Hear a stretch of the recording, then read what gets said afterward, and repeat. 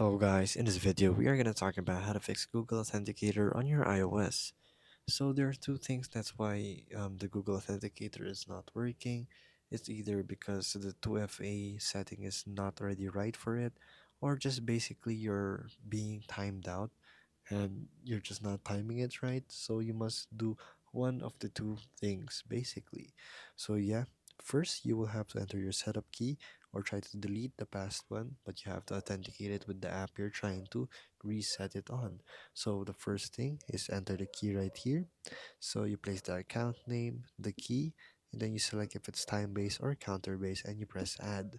So from there, you'll be able to authenticate it by copying this, so don't be timed out right here. If it's timed out, it's going to be invalid for your 2FA basically. So you must time it right here and then go to the application you're trying to go into and then authenticate there and see if it works. And that's how you fix your Google Authenticator on iOS. If this video was helpful, please hit the like button and don't forget to subscribe.